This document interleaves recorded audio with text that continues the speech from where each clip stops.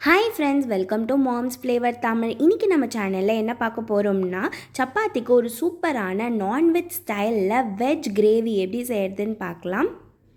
அதுக்கு நான் ஒரு சின்ன சைஸ் பலாக்காய் எடுத்திருக்கேன். இதை நம்ம நல்லா வாஷ் பண்ணிவிட்டு க்ளீன் பண்ணி சின்ன சின்னதாக கட் பண்ணி எடுத்துக்கலாம். இதோட தோலையும் நம்ம எடுத்துடலாம். பலாக்காயில் பார்த்திங்கன்னா நிறைய மருத்துவ குணங்கள் இருக்குது. அதில் முக்கியமானது ஒன்று இன்சுலின். ஸோ அது நோய் எதிர்ப்பு சக்தியை அதிகரிக்குது. அது மட்டும் இல்லை, பெப்டின்னு சொல்லிட்டு நீரில் கரையக்கூடிய ஒரு நார் சத்தும் இருக்குது. அது இரத்த குழாயில் இருக்கிற கெட்ட கொலஸ்ட்ராலை கம்மி பண்ணி உயர் இரத்த அழுத்தம் வராமலும் நம்மளுக்கு பார்த்துக்குது.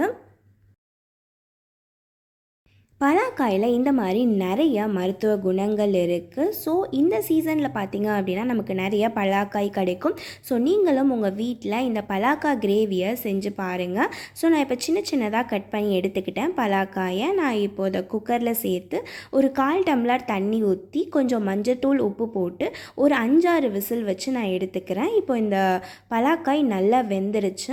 அடுத்து நான் ஒரு கடாயில் 2 டேபிள் ஸ்பூன் போல் எண்ணெய் ஊற்றிக்கிறேன். எண்ணெய் நல்லா சூடானதுக்கு அப்புறம் 2 டேபிள் ஸ்பூன் பெருஞ்சீரகம், பட்டை, ஏலக்காய், கிராம்பு அப்படின்னு சொல்லிட்டு நம்ம பிரியாணிக்கு சேர்க்கக்கூடிய எல்லா மசாலா வாசனை ஐட்டங்களும் நம்ம இதில் சேர்த்துடலாம். அடுத்து நான் 2 பெரிய வெங்காயத்தை கட் பண்ணி இதில் நான் சேர்த்துக்கிறேன். 1 டேபிள் ஸ்பூன் இஞ்சி பூண்டு பேஸ்ட் சேர்த்துக்கோங்க. சேர்த்துட்டு இது எல்லாத்தையும் நல்லா கலந்து விட்டுக்கோங்க. நான் 2 தக்காளி கட் பண்ணி சேர்த்துக்கிறேன். இப்போ இது எல்லாமே நல்லா வதங்கட்டும்.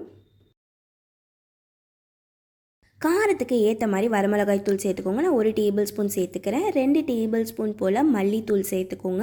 1 table spoon garam masala, 1 table spoon மஞ்சத்தூள். இப்போ எல்லாத்தையும் நல்லா கலந்து விட்டுக்கோங்க. அடுத்து நான் ஒரு மிக்ஸி ஜாரில் ஒரு 2 டேபிள் ஸ்பூன் சூரியகாந்தி விதை, 5-6 முந்திரி பருப்பு, அதுக்கப்புறம் 1 டேபிள் ஸ்பூன் பெருஞ்சீரகம், சின்ன பட்டை, அதுக்கப்புறம் ஒரு 2 டேபிள் ஸ்பூன் பொட்டுக்கடலை சேர்த்து இதை நான் அரைச்சி எடுத்துக்கிறேன். இப்போ இந்த அரைச்ச பேஸ்ட்டை நம்ம இதில் சேர்த்துக்கலாம். சேர்த்துட்டு இது எல்லாத்தையும் நல்லா கலந்து விட்டு கொதிக்க விடுங்க. அடுத்து நம்ம வேக வச்சுருந்த அந்த பலாக்காயும் இதில் நம்ம சேர்த்துடலாம். சேர்த்து இது எல்லாமே நல்லா ஒரு 10 மினிட்ஸ் நல்லா கொதிக்கட்டும். பலாக்காயில் அப்போ தான் அந்த மசாலாலாம் இறங்கும். ஸோ இப்போ இது நல்லா ஒரு 10 நிமிஷம் நல்லா கொதிக்கட்டும். ஸோ இதை நம்ம சப்பாத்திக்கு சைட் டிஷ்ஷாக வச்சு சாப்பிடலாம். இந்த பலாக்காய் கிரேவியை உங்கள் வீட்டில் இருக்கிறவங்களுக்கு செஞ்சு கொடுத்தீங்க அப்படின்னா அவங்க வீட்டில் இருக்கிறவங்களால கண்டே பிடிக்க முடியாது இது ஒரு வெஜ் கிரேவி அப்படின்னு சொல்லிட்டு.